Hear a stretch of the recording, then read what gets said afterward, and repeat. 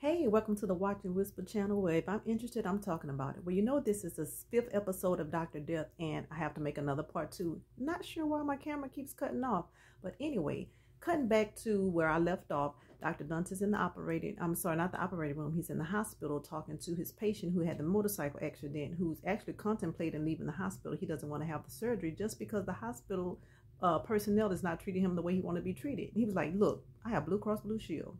I can go other places. Well, Dr. Dunce is just thinking really quick, what can I do to get him to stay? And he pretty much just told him that he's going to do an excellent job. He's going to be okay.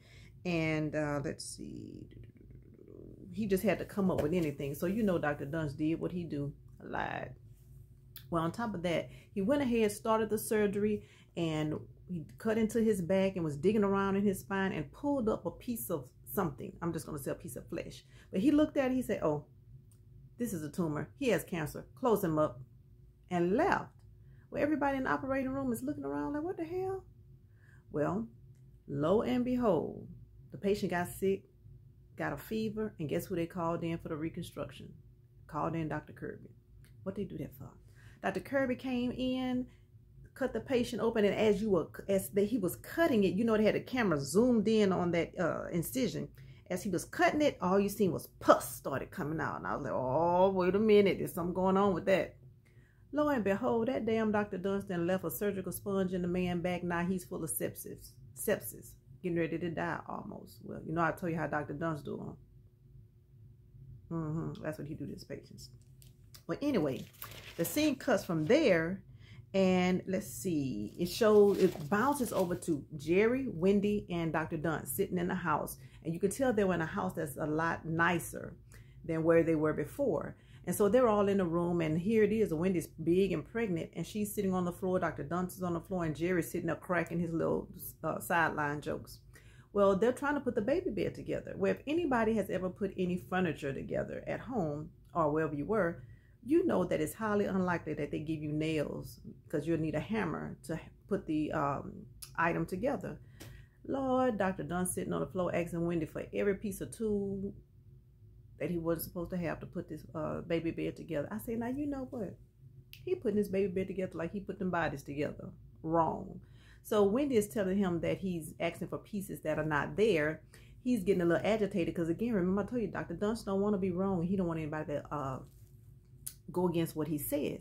So the phone rings. He answers. Oh, okay, this is Dr. Dunce. Yeah, I'll be right there. He told Wendy, oh, I got to go to the hospital. She's like, this is the 3rd time this week that they're calling you and you have to go to the hospital. He said, well, I have to go. Well, she was a little irritated, but she was like, you're supposed to be putting your baby's bed together. This is for your son and you're leaving. So she gets mad, and he's telling her, I got to go. It's my patient, blah, blah, blah. Lo and behold, you know that clown was lying. He went to have a rendezvous with who else? Kim from the doctor's office. He went to have a rendezvous in his office with Kim. But this is where their little situation starts turning around, because she found something in his restroom that really just threw her for a loop. So just keep that in mind. She found something. So if you're going to go and watch episode 5, pay attention when she had a rendezvous with Dr. Dunce in the restroom. Now, the scene cuts over to, let me make sure I'm telling you right.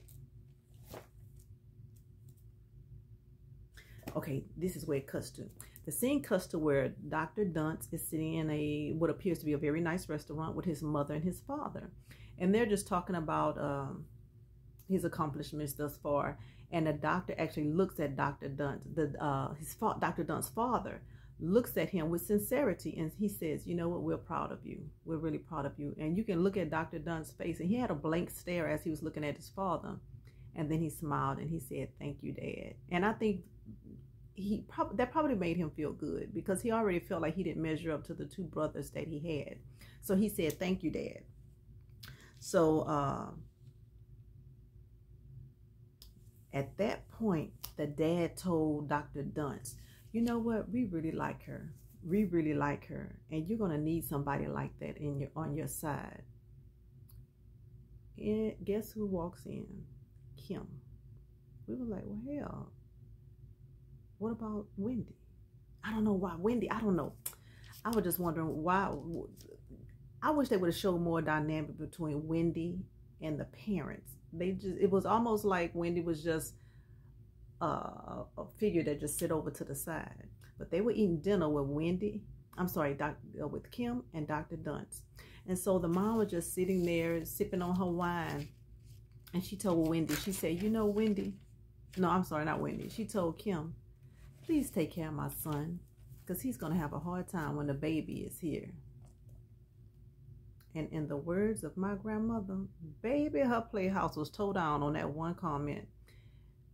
Kim looked at the mom like, baby, when Dr. Dunst had told her that Wendy was married and she was working there until she had the baby and she was going back to her husband. They were just having some problems. Lo and behold, Kim thought Wendy was just a pregnant receptionist who worked for Dr. Dunst. Didn't know that Wendy was living with Dr. Dunst and Chris. So that was interesting because she couldn't hardly hold her composure. She was talking to the mom and the dad, but you could tell she couldn't hold her composure, probably because she couldn't wait to get out of that restaurant and cuss Dr. Dunst's ass out for not letting her know that this woman was his woman and having his baby. The mama was just saying, hey, you know, when the baby comes, because she probably thought, hey, him and Wendy not together, this is the lady he wants to be with. Honey, y'all got to go check out episode 5. This is just the review on part 2. But you are going to be surprised when everything starts turning around. So, hey, leave me a comment and let me know what you think about Dr. Death, episode 5. And comment, like, share, subscribe. Let me know what you think. Have you been watching the episodes? I have. I am just thoroughly entertained. I'm telling you. So, if nothing else, talk to you later. Bye, London. Bye, Bam.